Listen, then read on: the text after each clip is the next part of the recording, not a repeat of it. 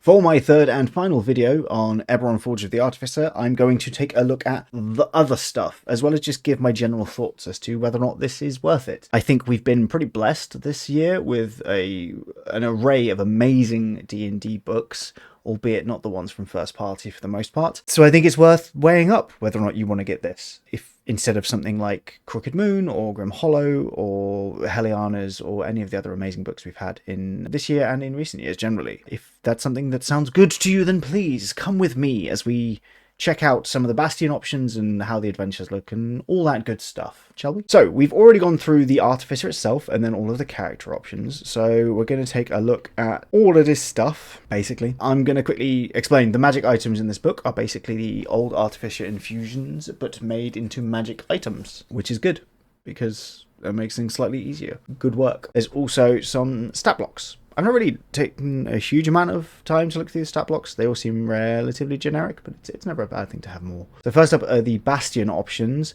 Most importantly here, this talks about mobile bastions and how they can move, mentioning specific items as well, and obviously with the artwork being this absolutely fantastic looking ship, along with an airship as well, which is just the coolest possible thing going. Good job. This is sick. As with the Adventures in Faerun, the facilities here, some of them are linked to specific factions that you can be aligned with, even with some being directly linked to different houses of the Dragonmarked houses, as well as just any Dragonmarked house.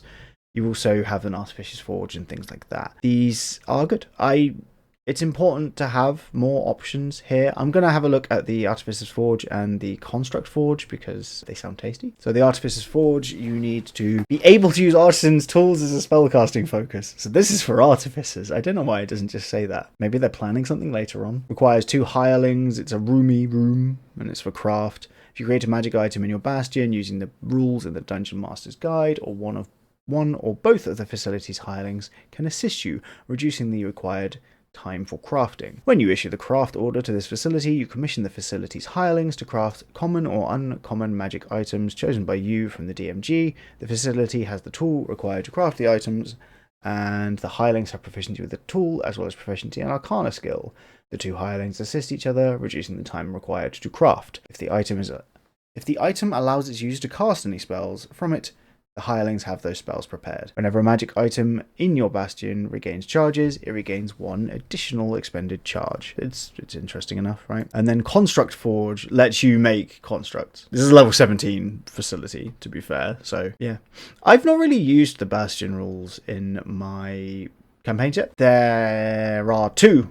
There's one that I'm planning on, is they've just hit level 5, so theoretically we can start talking about that, and I do want to with them, but they need to get back to where the Bastion would be first. And the other one is on hiatus. You cannot run D&D campaigns without one of them ending up on hiatus at some point, as so many of you probably already know. But yeah, these seem interesting enough. It's good to have more options, ultimately. If you've used the Bastions, I would love to know your experience as to whether or not your players and yourself enjoyed the experience. The next 3 chapters of the book, I think it's just the 3 chapters. This is about airships. Yeah, the next 3 chapters of the books are about specific factions and the ways that you can build adventures in those factions. It gives a lowdown as to how the factions work, the kind of characters that fit. It goes into where these things would be, how they're affiliated, and a few other details, as well as giving some information on the conflicts that might arise and the people you might end up against as well.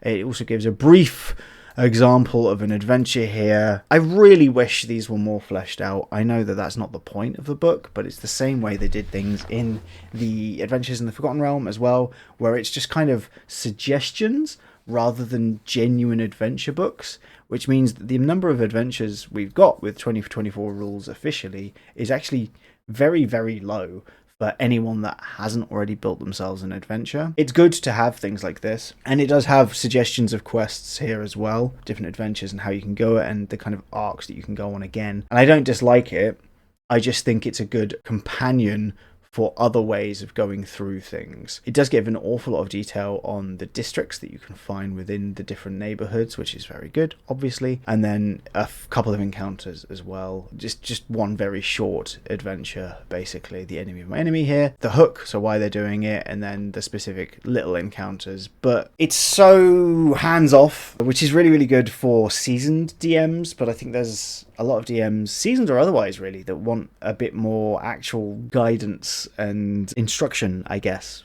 in how to run these things. This is the same for the dragon marked houses, basically. As you can see, you've got details on all of the houses and lore and stuff. Absolutely fantastic. Big fan of it, as always.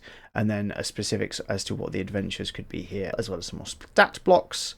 And then with the Moorgrave expeditions, very much the same again. It also gives shorthand kind of ways as well as to how the kind of things that you're going for with these specific adventures, which I do like a lot. Again, you get some nice maps, but it's not detailed battle maps or anything, which is, yeah, I don't know, man. I feel as though I feel the same way I felt with the Adventures in the Forgotten Realms, which is that I do like this, but I don't think it's enough for a lot of DMs actually work with. And then the final one is about airships.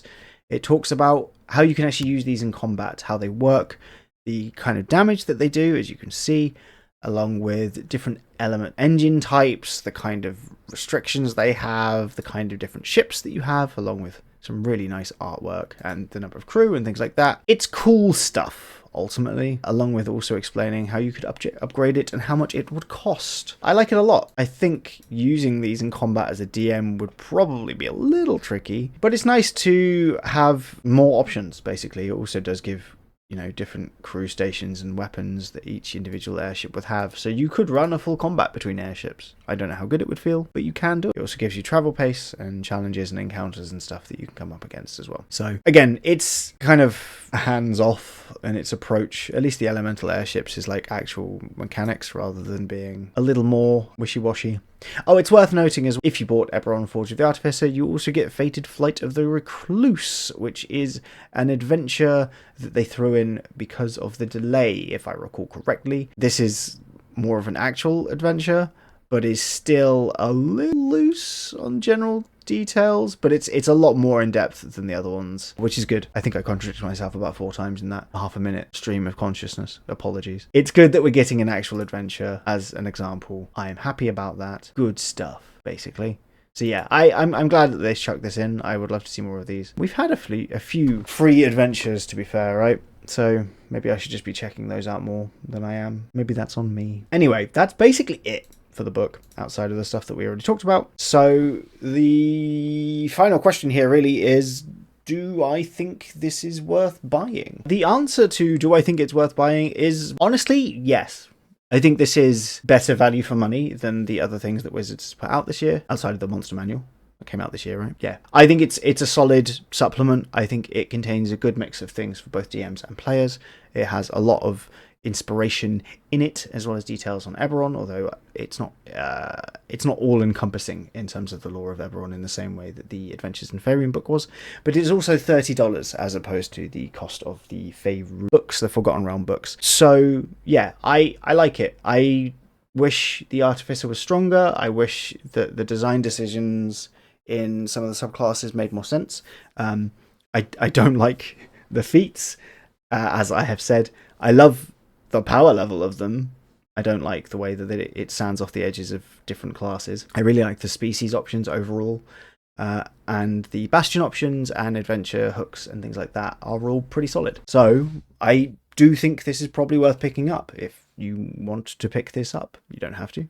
I'm not your dad, I think, probably. If you are looking to only buy one of the first-party books from the recent offerings, I would say this is probably the best one, unless you are a DM, in which case, weirdly enough, maybe the Player's Guide for the Forgotten Realms, because it's just absolutely packed with lore. I do think, though, that the crown of new stuff for D&D this year, at least on D&D Beyond, goes to third parties. Both Adventures Entertainment and Fire Gaming put out just exceptional and wonderfully in-depth and compelling and interestingly designed books this year for players and for DMs, and I am super glad we got those.